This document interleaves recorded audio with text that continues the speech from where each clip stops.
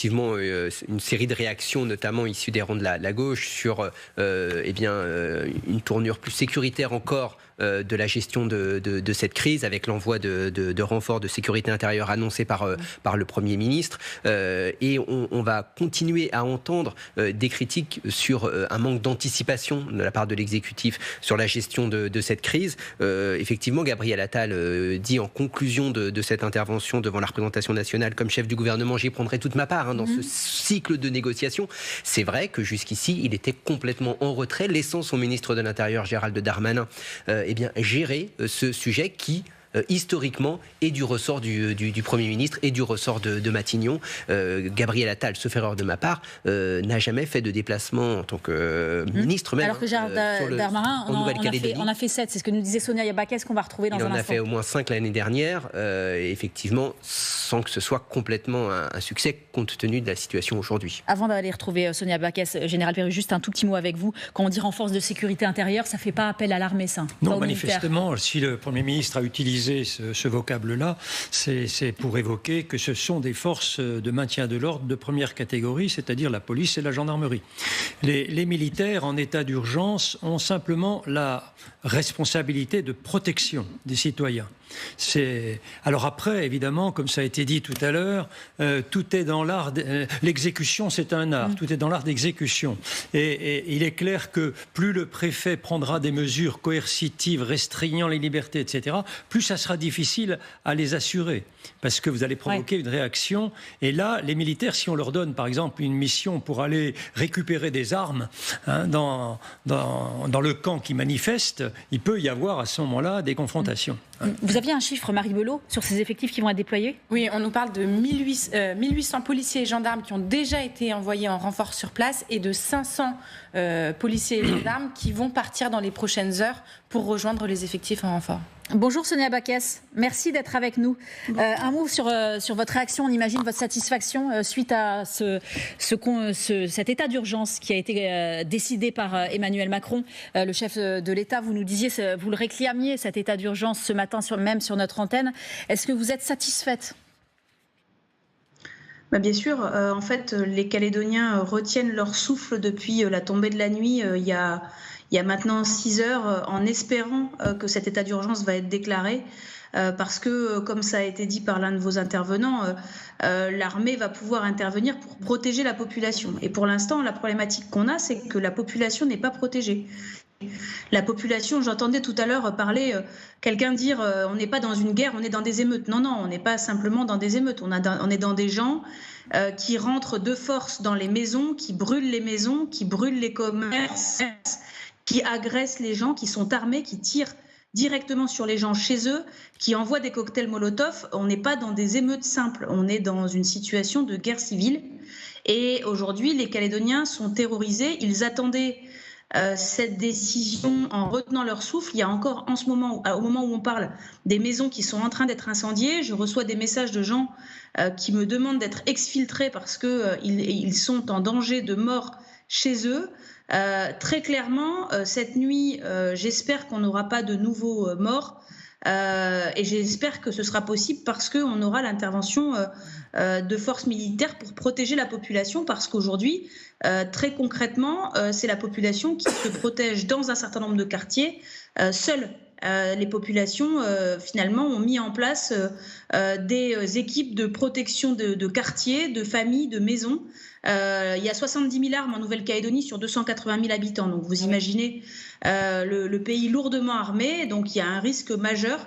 Et c'était une excellente nouvelle que cet état d'urgence ait été déclaré. Alors cet état d'urgence, Sonia Yabakes, je rappelle que vous êtes présidente de la région Sud, bien évidemment de la Nouvelle-Calédonie, ancienne secrétaire d'État. Cet état d'urgence implique le renfort de sécurité intérieure. Ça n'implique pas l'armée, c'est ce qu'on se disait en plateau. Est-ce que vous auriez voulu l'implication de l'armée pour résoudre ce problème qui, on le disait encore avec Valérie Nataf en plateau, est cantonné à Nouméa, c'est-à-dire qu'au nord où il y a les indépendantistes, c'est plutôt assez calme? Si, en fait, concrètement, ça va mobiliser l'armée, en fait, parce qu'aujourd'hui, l'armée n'est pas mobilisée. L'armée va pouvoir prendre le contrôle sur l'aéroport, assurer la protection de l'aéroport et des gendarmeries, et donc libérer des forces de sécurité intérieure qui, aujourd'hui, sont occupées à contrôler des endroits stratégiques. Donc l'armée, tout est organisé en attendant la déclaration de cet état d'urgence, et l'armée va être mobilisée. Et c'est effectivement ce qu'attendent les Calédoniens, parce que les forces de sécurité intérieure sont occupées aujourd'hui à défendre les brigades, à se défendre dans des endroits stratégiques, et malheureusement n'est pas complètement disponible pour protéger la population.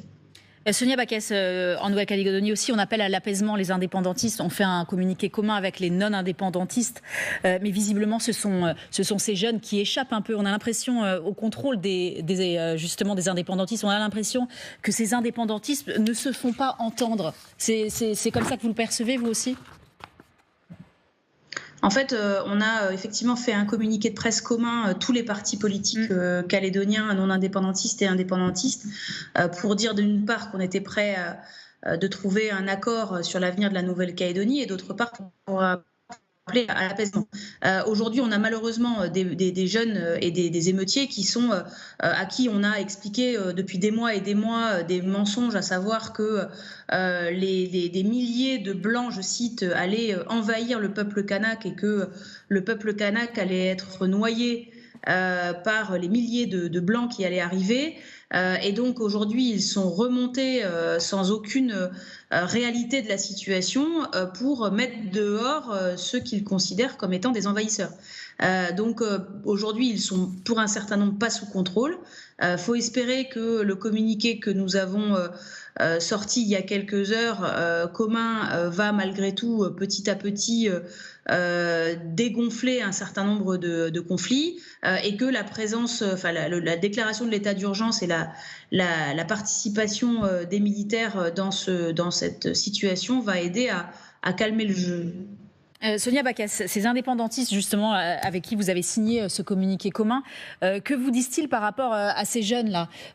Comment ils vous en parlent, ces jeunes qui ont entre 18 et 25 ans ? C'est un analyste politique qui disait ça ce matin sur l'antenne, 18-25 ans, c'est un peu le profil. Entre 12 et 25 ans. Entre 12 et 25 ans. Ils vous disent quoi, ces indépendantistes, par rapport à eux ?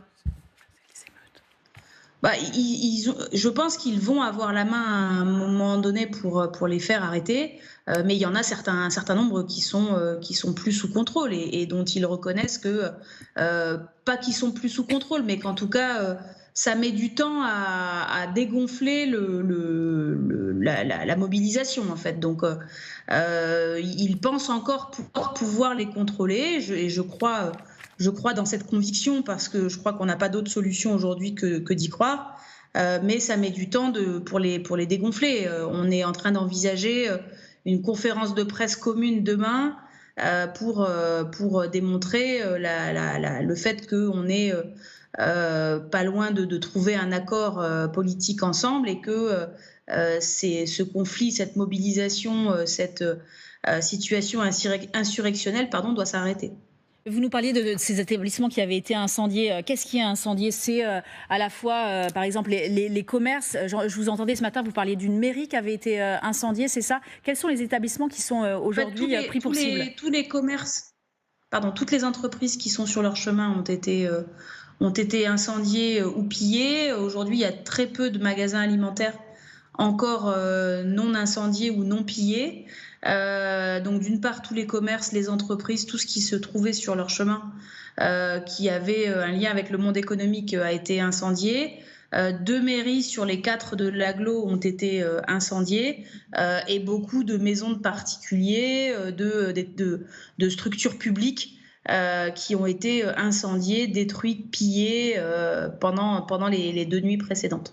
On parlait de cet élargissement, de ce corpus électoral incontesté par les indépendantistes.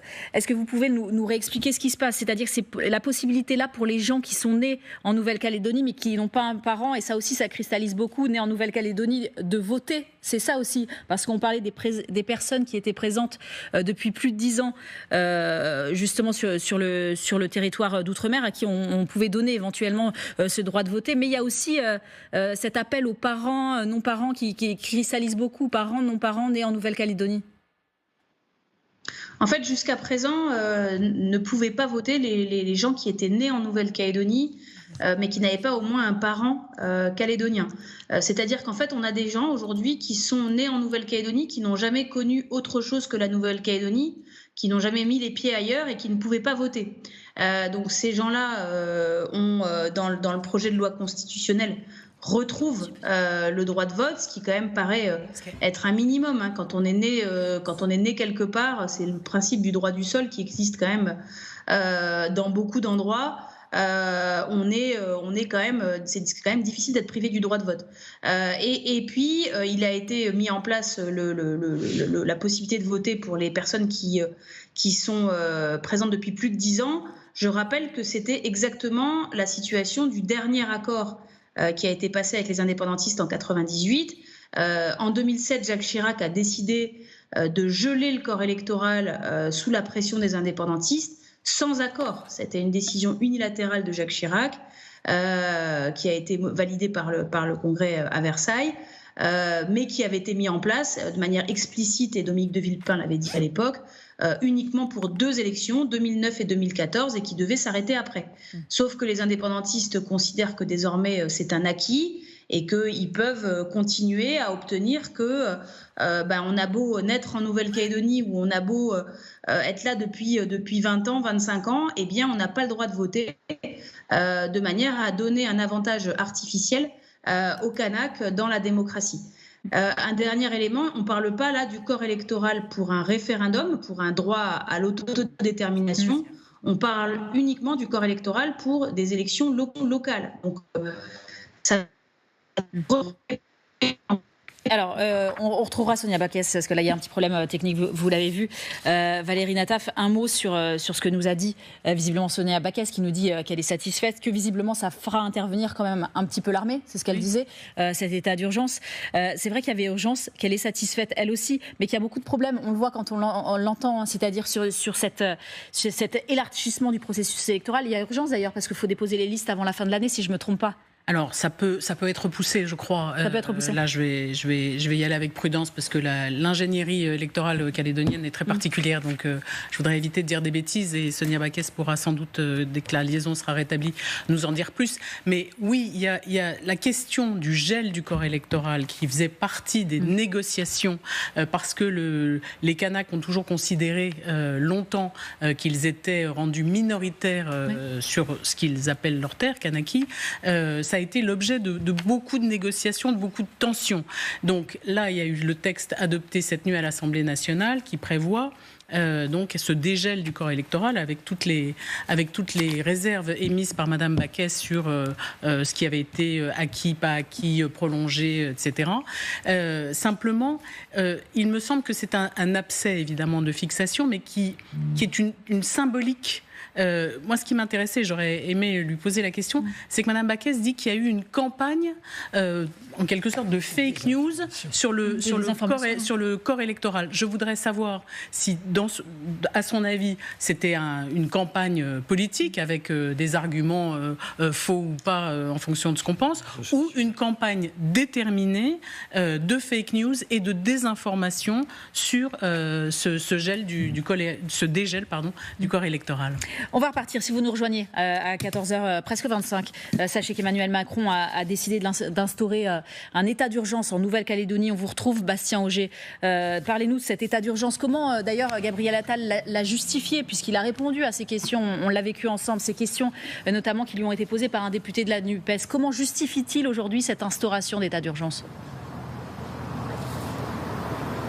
Alors c'est vrai que c'était une demande qui a été formulée depuis ce matin par de nombreux élus, cet état d'urgence, et qui a été décidé ce matin par Emmanuel Macron après un conseil de défense qui réunissait plusieurs ministres autour du chef de l'État, ainsi que le haut-commissaire, l'équivalent du préfet en Nouvelle-Calédonie, qui lui aussi était connecté en visioconférence. Alors si on veut être un petit peu pointilleux sur le processus, c'est cet après-midi que sera officiellement décrété cet état d'urgence, parce qu'il faut que ça passe par le Conseil des ministres et il se réunira tout à l'heure à 16h30, et donc cela permet plus facilement aux autorités de l'État soit d'interdire des manifestations, soit de prononcer des assignations à résidence, ou encore de fermer certains lieux publics. Voilà des mesures qui viennent s'ajouter au couvre-feu qui avait déjà été décrété hier et qui visiblement n'a pas suffi à arrêter les émeutes, puisque ça n'a pas empêché encore certaines personnes de sortir dans la rue. Mais voilà, Emmanuel Macron a donc déclenché en quelque sorte le stade supplémentaire. Il cherche donc la réponse à la fois sécuritaire sécuritaire et politique à la crise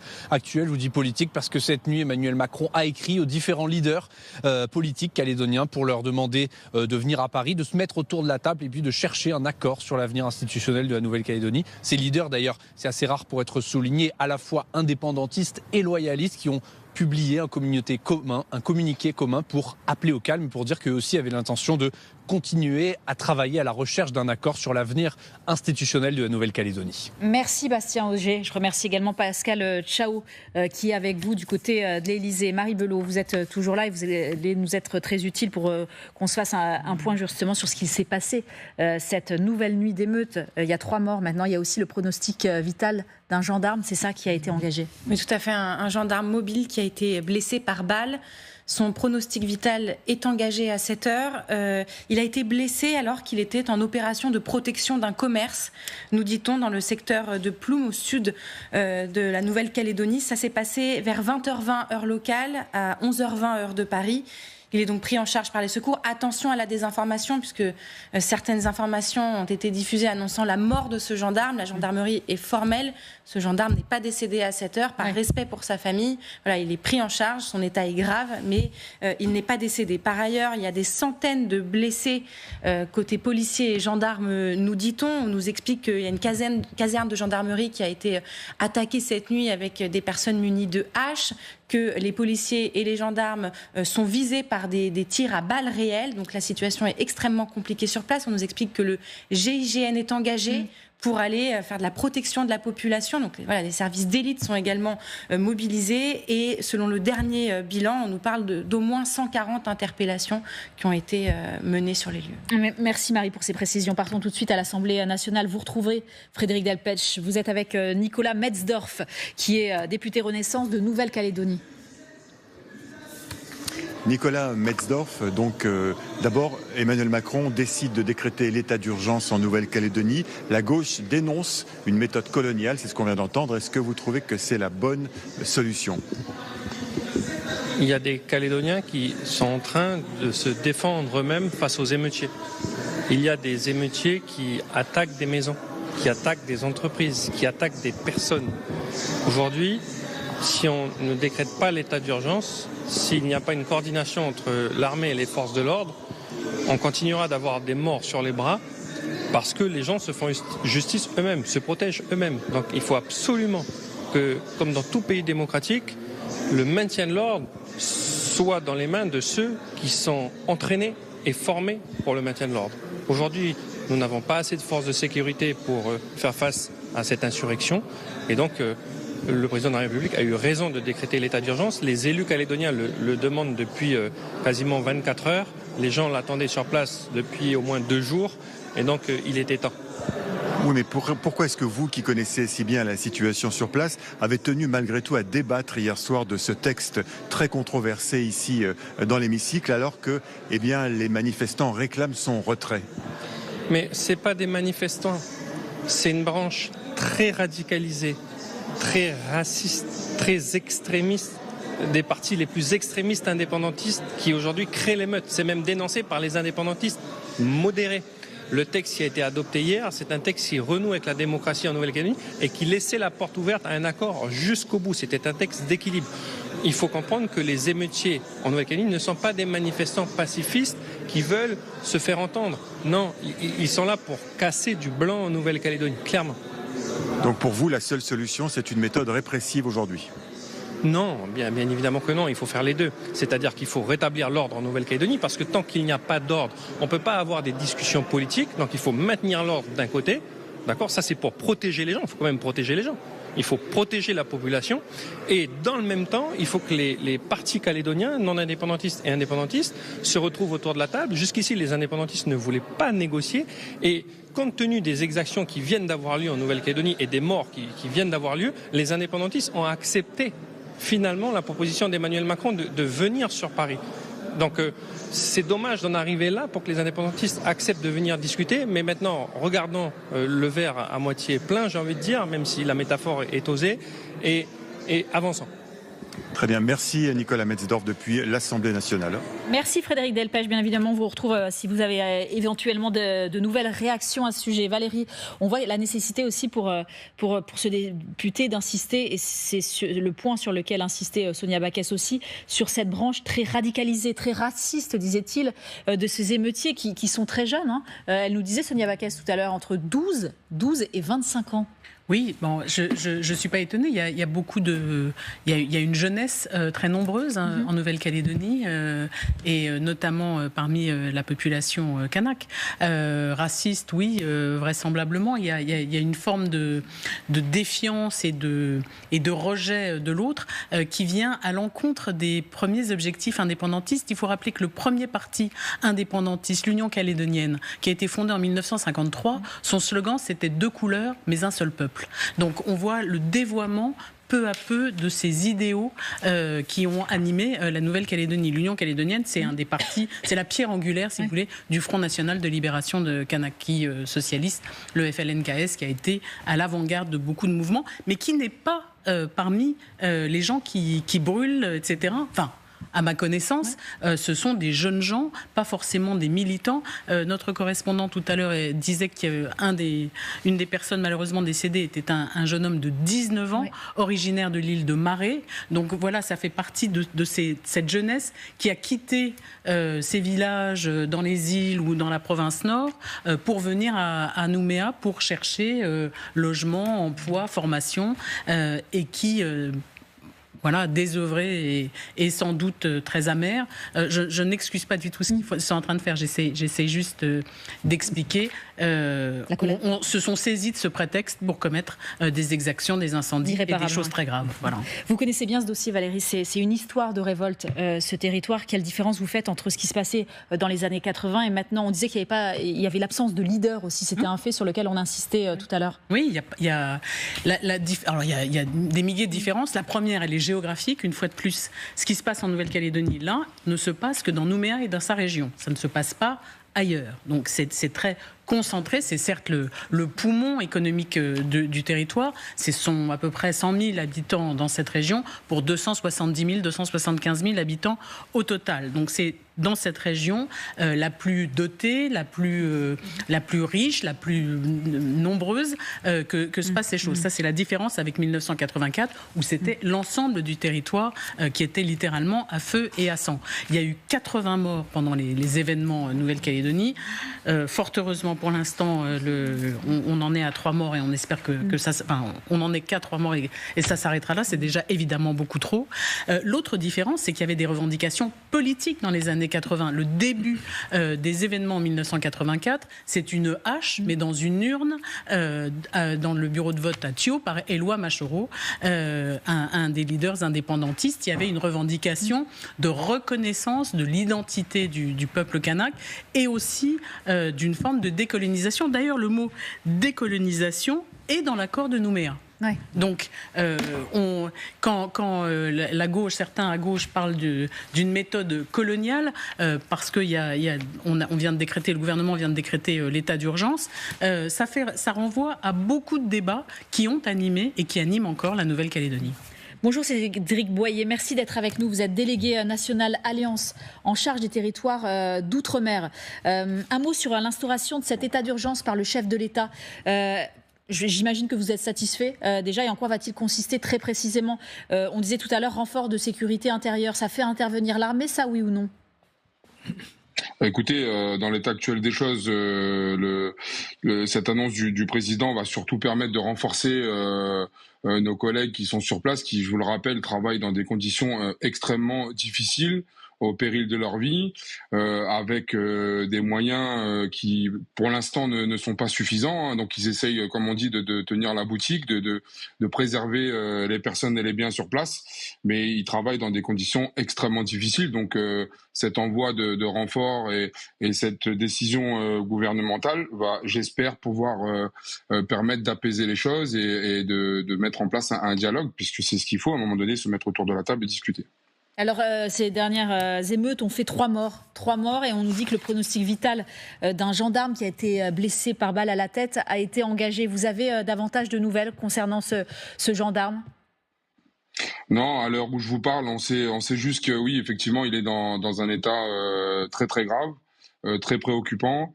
Et on a derrière aussi encore une centaine de policiers et gendarmes qui sont blessés. Et encore une fois, ce qu'on regrette nous, c'est que il y a des décisions politiques qui sont prises et malheureusement, ce sont nos collègues policiers et gendarmes qui payent un lourd tribut aujourd'hui, quoi. Merci infiniment, Cédric Boyer. Merci d'avoir été avec nous. Général Perruche, un mot sur cette présence militaire, justement, en Nouvelle-Calédonie, l'instauration de cet état d'urgence. Vous avez les chiffres très précis concernant la présence militaire, notamment française, où ces effectifs vont pouvoir intervenir. Oui, alors en dehors de la marine, il y a un certain nombre de bâtiments de la marine qui sont dans ce secteur en permanence ou qui tournent, mais vous avez des gens de l'armée de terre. Vous avez un effectif d'environ 1600 personnes, 1000 au sein de ce qu'on appelle un détachement longue durée, qui est le régiment d'infanterie de marine du Pacifique, donc à peu près 1000 hommes, un régiment. Et puis vous avez en plus, en renfort, des unités courte durée, c'est-à-dire un volume de entre 400 et 600 hommes qui viennent pour renforcer justement et qui sont relevés tous les 4 mois. Elles viennent de métropole, font un séjour de 4 mois là-bas, repartent et sont relevés par une autre. Voilà, en gros, le dispositif militaire qui est en permanence présent en Nouvelle-Calédonie. Évidemment, il peut être renforcé sur décision du président de la République. Léonard Attal, là, le texte, qui est le projet de loi qui a été adopté la nuit dernière à l'Assemblée nationale, pour l'instant, il va être mis de côté. Quelle va être la suite des événements? Là, pour l'instant, on en est à l'heure instauration d'état d'urgence. Mais que va-t-il se passer, justement? Emmanuel Macron a invité indépendantistes et non-indépendantistes au dialogue, bien évidemment.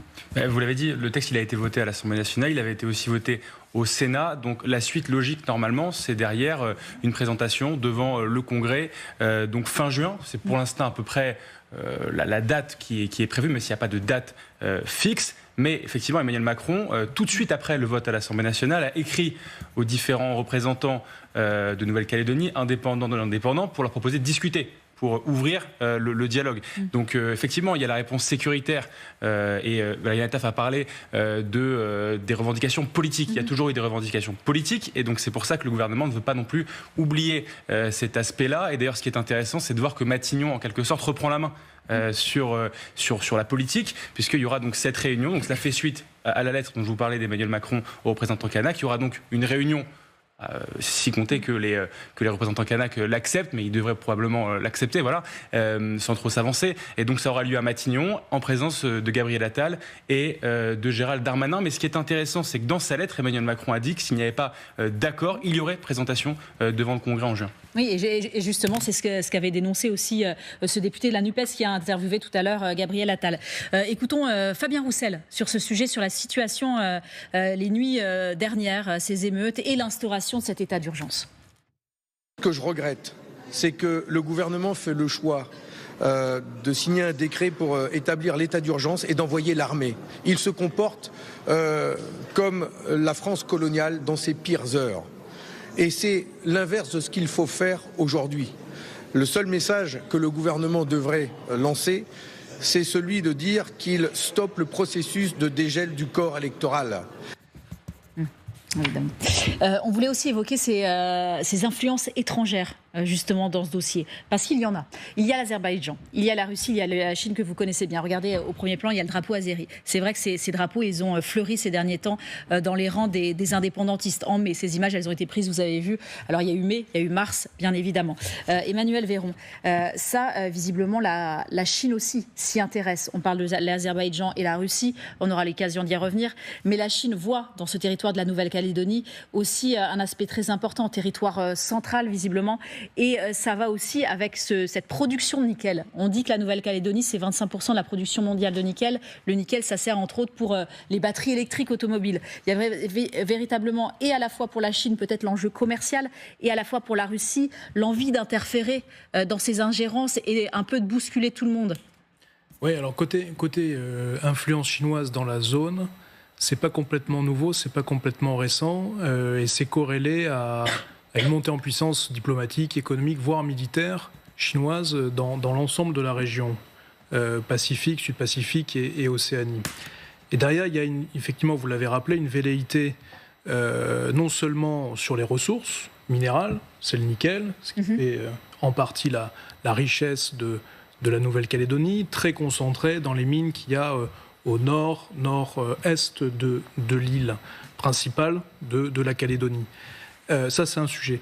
L'idée était aussi d'observer, indépendamment des modalités d'influence chinoise, pour approcher différents camps politiques, pour approcher différentes couches sociologiques et de la société calédonienne dans son ensemble, la perspective d'avoir une implantation durable chinoise dans la zone, d'un intérêt stratégique pour Pékin. À ce niveau-là, on n'y est pas. En revanche, sur l'environnement politique, sur l'environnement social, j'allais dire, la Chine est bien présente à travers notamment ce qu'on appelle le Front Uni. Pour faire simple, c'est comme une agence de renseignement du Parti communiste chinois qui est extrêmement offensif, extrêmement agressif depuis bien des années maintenant, et notamment qui a une ligne, qui a une mission qui est Nouvelle-Calédonie pour mener des opérations d'influence, d'ingérence, on est sur les deux domaines, et des visées de déstabilisation du pays, et notamment dans nos régions très périphériques, comme on dit, ultra-périphériques, à savoir d'affaiblir par la périphérie le centre, c'est-à-dire la métropole. Ça, c'est côté chinois. Russe, on sait qu'il y a des connivences sino-russes. Et on observe depuis quelques semaines, quelques mois, des opérations très revendiquées, très ouvertes par l'Azerbaïdjan. C'est curieux, on n'attendait pas l'Azerbaïdjan au cœur de l'Océanie, du Pacifique Sud, avec des drapeaux que vous avez montrés à l'image, brandis par une partie de la jeunesse calédonienne, etc. Qu'est-ce que ça vient faire là-dedans ? En fait, c'est de la part de Bakou, de l'Azerbaïdjan, la capacité de montrer des opérations, entre guillemets, projetées très loin, précisément là où on ne les attend pas. Donc c'est un coup, si je puis dire, monté par les services azéris, qui sont extrêmement offensifs, pour être dans une rivalité politique par rapport à des sujets caucasiens, France, Arménie, Azerbaïdjan, etc. Et ce qui montre quoi ? Ce qui montre que peut-être que ces gens-là, services azéris, services chinois, services russes, nous connaissent bien mieux que nous ne les connaissons et se permettent de monter des opérations d'influence et d'ingérence, de déstabilisation dans des territoires périphériques, dans des territoires ultramarins, bref, des territoires qui sont loin de Paris, puisque vous vous rappelez que c'était à 20-24 heures de Paris en avion. Intéressant d'observer la temporalité, la connaissance de l'agenda politique, la connaissance fine de la sociologie calédonienne, la connaissance fine de la politique, j'allais dire, calédonienne, dans ses subtilités, etc., mais aussi de la jeunesse. Et d'appuyer là-dessus comme étant un levier pour conduire ces opérations de déstabilisation. Donc intéressant de voir, et j'en terminerai par là, intéressant de voir qu'on a ces mouvements en Calédonie qui pour le moment sont de l'ordre de l'émeute, musclés, très musclés, très musclés, puisqu'avec le nombre d'armes longues, semi-automatiques, d'armes de chasse, etc., qui sont sur le territoire, il y a quand même de quoi s'inquiéter. C'est pour ça qu'on a elle rappelait les chiffres, Sonia Baquès, sur le nombre d'armes tout à l'heure. C'est la région où on a une tradition de chasseurs, donc vous sortez le 12 pour chasser le dimanche. Je ferme la parenthèse. Enfin, il y a des cerfs, il y a de la chasse aux cerfs. Donc c'est une culture de la chasse. Bon. Mais elle parle de guerre civile, pardon. En plus, oui, il y a le sujet politique de mobiliser le mot guerre civile. Je lui laisse la maternité des termes. En tout cas, on est sur un contexte... Le haut-commissaire à la République disait aussi au bord de la guerre civile. On est sur un contexte qui est extrêmement dur, profond, de déstabilisation à un niveau émeute avec des armes à feu, des armes longues, des armes semi-automatiques, etc. Bon. Donc le sujet est intéressant parce que on est à 2 mois des JO. Et ça, ce genre d'opération ne peut pas être suivi de très près. On évoquait Bakou, l'Azerbaïdjan, par le FSB, le SVR, par les services chinois ou par d'autres qui nous veulent du mal, si je puis dire, qui nous sont assez hostiles.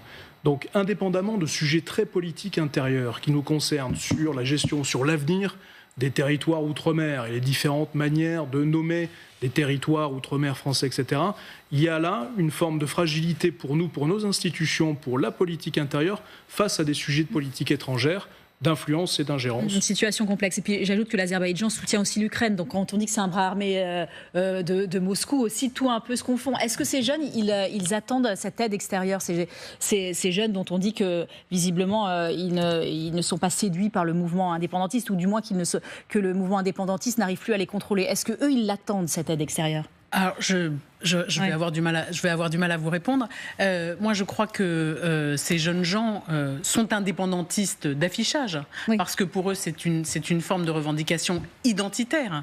Mais est-ce que cela implique de devoir s'allier avec des manipulateurs azéris, etc. Je ne le crois pas, mais... Franchement, je serais bien en peine de vous répondre. Peut-être y a-t-il des agents actifs au sein de cette jeunesse. J'ai un peu du mal à le croire, mais qui suis-je pour le savoir? Là, en l'occurrence, on est un peu loin, 18 000 km, vous le rappeliez, pour avoir une vision très fine de ce genre de choses. Alors, on est toujours, bien évidemment, les yeux rivés vers l'Assemblée nationale. Vous le savez, le chef de l'État a décidé d'instaurer un état d'urgence en Nouvelle-Calédonie. Comment réagit le député RN avec qui vous êtes, Frédéric Delpech, Yohann Gillet, député RN du Gard? Yohann Gillet, l'état d'urgence, donc on vient d'en parler, en Nouvelle-Calédonie, est-ce que c'était la seule solution, la seule option possible à vos yeux? En tout cas, c'est un outil nécessaire face au chaos qu'il y a actuellement en Nouvelle-Calédonie. Marine Le Pen, depuis plusieurs heures, réclamait du président de la République de déclarer cet état d'urgence. C'est désormais fait. C'est un outil administratif et juridique qui va permettre aux forces de l'ordre de pouvoir travailler dans de meilleures conditions. Il faut le rappeler, la situation sur place, elle est très compliquée. Il y a quand même eu 3 morts ces dernières heures, des dizaines et des dizaines de services publics, de commerces, d'entreprises et de maisons qui ont été pillées et brûlées. Donc la situation le nécessitait effectivement. Ouais. Est-ce qu'il n'aurait pas fallu aussi retirer ce texte que vous, Rassemblement national, avez voté avec le gouvernement hier ici à l'Assemblée, ce texte qui met le feu aux poudres en Nouvelle-Calédonie et qui élargit le corps électoral? Non, le fond du sujet, c'est pas ça. Le fond du sujet, c'est la méthode employée par le gouvernement. Marine Le Pen avait dit très clairement au gouvernement et au président de la République qu'il fallait inclure cette histoire de dégel dans l'accord global qui est en cours de négociation. C'est une question de méthode, de manque de respect finalement pour les peuples calédoniens. Et la situation que nous avions prévue, malheureusement, est arrivée. Si on ajoute à cela, en plus, l'extrême gauche qui a jeté de l'huile sur le feu en tenant des propos intolérables et inadmissibles, on se retrouve face à une situation qui est très compliquée. En revanche, sur le fond du texte, le dégel du corps électoral, il était nécessaire, il est nécessaire. On parle de Français qui, sur un territoire français, ne pouvaient pas jusqu'alors voter. Pour vous, donc, la responsabilité de ce qui se passe aujourd'hui en Nouvelle-Calédonie en revient d'abord au gouvernement qui n'a pas su négocier, c'est ce que vous dites? Oui, ils ont manqué de respect envers les Calédoniens dans leur diversité. Il faut rappeler les diversités du peuple calédonien, les différentes cultures, les différentes identités. Mais maintenant qu'on a dit ça, ce qu'il faut, c'est un retour au calme. Et nous appelons au retour au calme. Nous appelons le gouvernement et le président de la République à accentuer le dialogue. Il faut un véritable dialogue pour pouvoir calmer les choses, pour pouvoir faire en sorte que les Calédoniens puissent vivre en sécurité et qu'on en arrête avec cette situation qui est totalement hors de contrôle à l'heure d'aujourd'hui.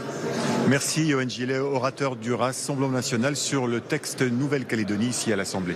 Merci Delpech. Valérie Nataf, il va avoir lieu ce dialogue. Le président de la République, bien évidemment, a réaffirmé cette nécessité de renouer le dialogue. Et je note au passage que Yohann Gillet parlait de la responsabilité aussi de la France insoumise, qui avait dit projet incendiaire, provocation. Ça, c'est Jean-Luc Mélenchon. Il l'accuse d'avoir aussi un peu attisé la situation. Moi, je voudrais revenir, c'est ce que disait Léonard, c'est-à-dire que Léonard Attal, c'est qu'il y a à la fois une réponse sécuritaire évidente, après 3 jours d'émeute, 3 morts, des centaines de blessés, un policier un gendarme entre la vie et la mort, et puis il faut une réponse politique. Et c'est cette réponse politique, le Premier ministre nous promet de donner une date pour des pourparlers, des négociations, des discussions, je ne sais pas comment on doit appeler ça, des négociations avec les principaux responsables des partis politiques calédoniens. Il va nous le dire dans les prochaines heures. Donc ça devrait arriver assez vite, sachant qu'il y a un deadline, une date butoir qui est ce fameux congrès avant la fin juin, c'est ça Léonard Attal. Donc les deux doivent avancer en même temps. Après les anathèmes lancés par les uns, par les autres, je trouve qu'en cette période où c'est tellement grave ce qui se passe en Nouvelle-Calédonie, il faut se retenir de tout tous les maux qui pourraient être excessifs, outranciers. Très vite, Marie Belot, un mot sur les effectifs qui ont été déployés pour l'instauration de cet état d'urgence, puisqu'on le sait, il a été décrété par le chef de l'État. Quels sont-ils, Marie, avant qu'on se quitte? On nous parle à cette heure de 1800 policiers et gendarmes qui sont sur place et 500 qui devraient arriver en renfort, donc des gendarmes et des policiers. Et effectivement, la situation le nécessite, puisque je suis en contact avec des syndicalistes policiers sur place qui nous expliquent que la situation est désastreuse pour eux, qu'ils n'arrivent plus à gérer la quantité de pillages, d'incendies à gérer sur les lieux, qu'ils sont obligés de travailler 24 heures d'affilée. Alors ils nous expliquent qu'il y a beaucoup de solidarité entre eux, qu'ils arrivent à se relayer comme ils peuvent, mais que la situation est dramatique. Et on l'a vu, ils sont visés directement par des tirs d'armes à feu. Et il y a à cette heure un gendarme entre la vie et la mort visé par balle. Merci infiniment. Merci à tous les 5 de m'avoir accompagné, bien évidemment, en Suisse Dossier, l'instauration de cet état d'urgence par le chef de l'État et cette crise en Nouvelle-Calédonie sur LCI. Restez bien avec nous. Dans un instant, le club, Bénédicte Le Châtelier, juste avant la météo. Guillaume Boznica, à demain.